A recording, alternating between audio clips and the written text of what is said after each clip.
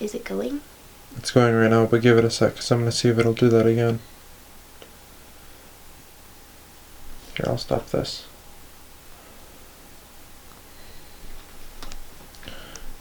Okay, ready, set, go. Hi guys! My company of choice is Subway, and it began in Connecticut in 1965. It's now in over 100 countries and has over 42,000 stores. It's the #1 fast food restaurant in the world. Can you see that? Yeah. Cool. Subway uses the color system, as many fast food restaurants do, and that includes using the 4 top colors that induce hunger, which are red, green, yellow, and orange. Subway obviously uses green and yellow, as you saw it in the logo earlier. Green and yellow induce hunger and impulse decisions, and the color green also helps represent a color that you would think of as healthy, which is one of Subway's main goals as a store. Subway in India has a lot of things that we don't hear here in the United States. There's actually only 10 stores in India for Subway, and they're all located in one state, which is Telangana, and they're actually all located in one main city, which is Hyderabad. In India, you cannot have beef as part of the Hindu religion, which means that Subway had to change a lot of their subs that they have with beef in them. So now they have subs with a lot of traditional Indian foods, and they also have something called a toasty. So they have, I'll just read off of here, the aloo patty, the paneer tikka, the peri peri chicken, the tandoori tofu, a veggie sikh, and a chapada chana. Those are all subs that we don't have here in the United States, and they're actually more difficult to find than you would think. India is very common for most of those subs, though. In India, people are also very poor, which means that they have less money which they can put towards eating out for fast food restaurants. This causes a lot of issues for Subway because they're trying to make a profit and make a business in this country, which is very difficult to do when your population is poor.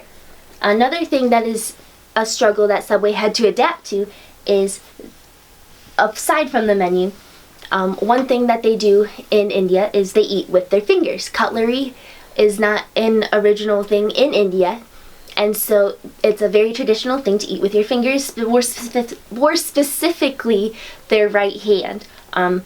It's considered proper to eat with your right hand, and your left hand is for going to the bathroom and other uncleanly things.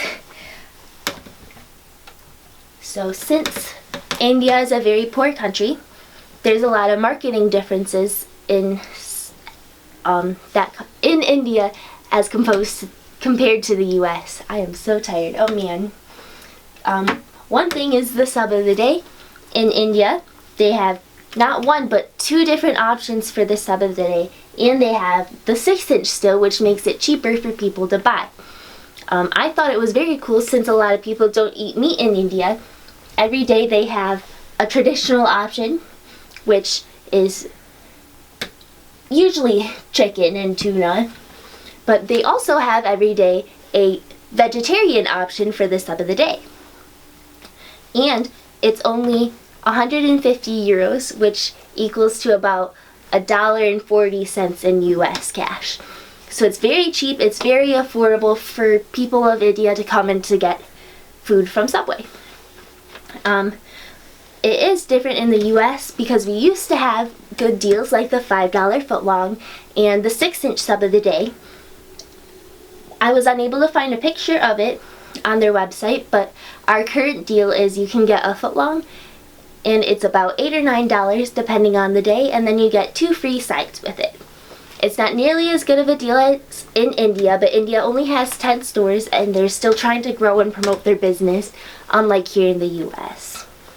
If we were to go to Iran, there'd be a lot of things you'd have to consider. One thing I thought was very cool was subway hijabs. In Iran, Islam is the main religion for the country, and in Islamic culture, women typically have to have a head covering or a hijab. For subway, we have to have a hat or a headband or a hairnet to keep our hair back.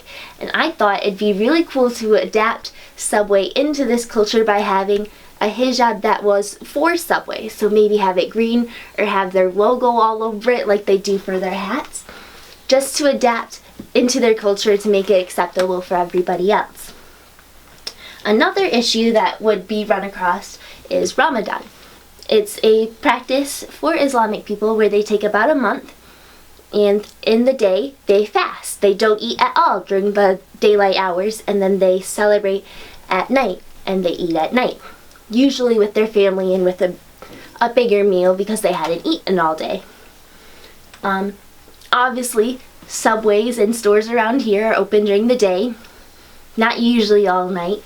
So if Subway were to be in Iran, during this time they could change their hours and adapt so that it's possible for people to eat at Subway at night or during like the allowable hours for Ramadan.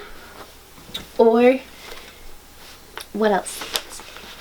Or they could have a special promotional deal for families eating during Ramadan so that they could have an easier way to just get food for their entire family to end the day.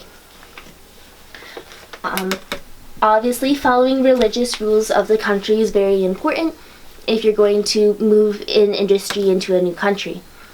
In India, people who are Hindu do not eat beef, and in Iran, there's a lot of different rules. A lot of it revolves around music, art, and things that you're allowed to do as people.